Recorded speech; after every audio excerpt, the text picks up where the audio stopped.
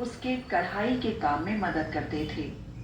उनके पड़ोस में ही रुखसाना बेगम नाम की एक औरत रहती थी जो बहुत अमीर थी, लेकिन वह बहुत चालाक और झगड़ालू थी।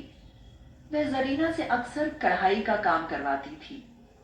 बेटी सबीना, हम लोग तो रुखसाना बेगम का काम करते करते थक गए हैं, आंखें दुखने लगी हैं।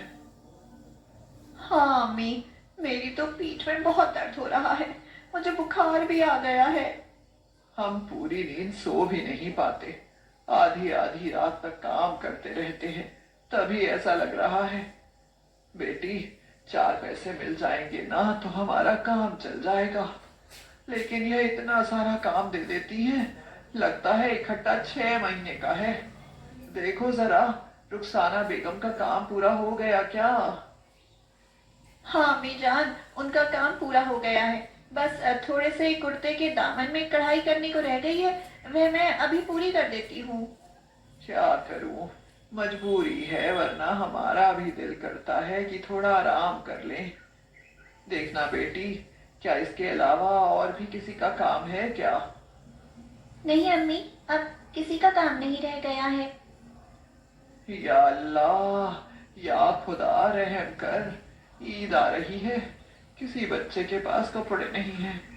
तुम्हारे अब्बू भी इस समय परेशान हैं, उनका मालिक कहता है कि अभी काम कम है और कारीगर ज्यादा हैं, इसलिए मैं तुम्हारे अब्बू को हटाने के लिए कह रहा था। आप परेशान ना हो, खुदा खैर करेगा, कोई ना कोई रास्ता निकाल ही देगा। छोटी लड़की समा रुखसाना बेगम के कपड़े देने चली गई और थोड़ी ही देर बाद समा खाली हाथ लौट आई। जरीना ने उससे पूछा, रुखसाना बेगम ने पैसे दे दिए? तो समा बोली, नहीं अम्मी, उन्होंने कहा है कि आज पैसे नहीं है, कल ले लेना। अम्मी, हम तो उम्मीद लगाए हुए थे कि रुपए मिल जाएंगे तो हम लोग कपड़े बनवा लेंगे। 2-3 दिन बाद करीम काम से वापस आकर आंगन में सिर झुकाकर बैठ गया। जरीना ने उससे पूछा, क्या क्या बात है, आपकी तबीयत ठीक नहीं है क्या? करीम उदास होकर बोला, जरीना, मेरी तबीयत तो ठीक है, लेकिन आज मालिक ने मेरी छुट्टी कर दी है।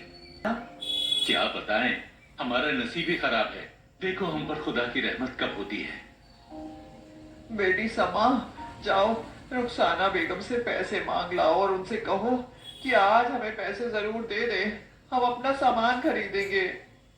शमा रुखसाना के घर गई और थोड़ी देर बाद खाली हाथ लौट आई। रुखसाना बेगम कहती है कि तुमने हमें कपड़े दिए ही नहीं। यह सुनकर जरीना के तो होश ही उड़ गए, वे बहुत डर गई।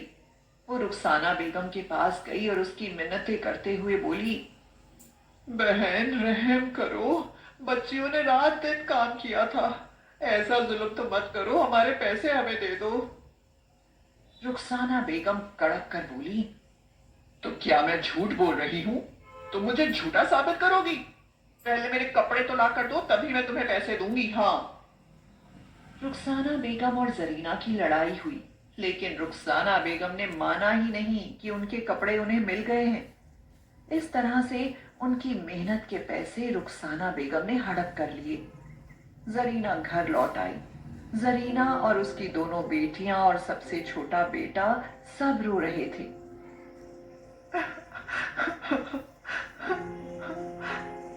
करीम बाहर से घूम कर आया तो उसने जब सबको रोते हुए देखा तो पूछा, क्या बात है? जरीना ने सारी बात कह सुनाई।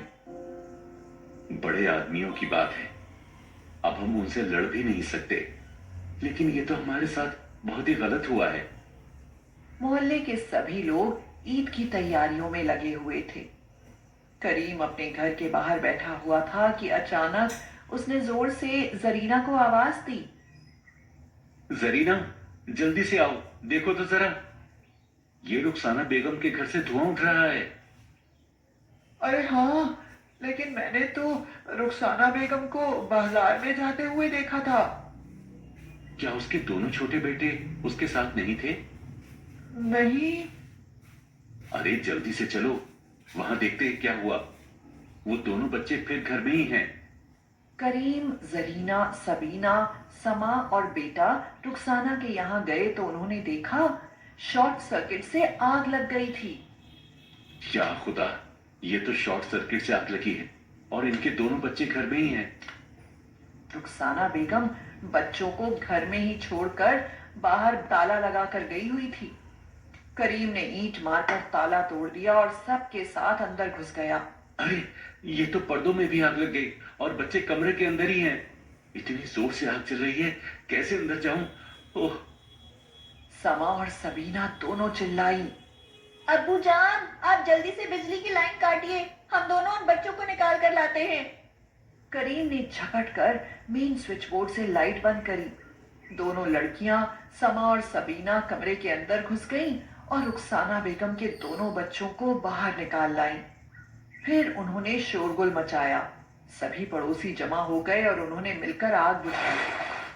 उधर रुखसाना बाजार से लौट कर आई तो उसने अपने दरवाजे के बाहर भीड़ देखी और वो बहुत डर गई। या अल्लाह, ये क्या है? मेरे घर के आगे भीड़। वह भागती हुई अंदर आई तो देखा आग लगी थी।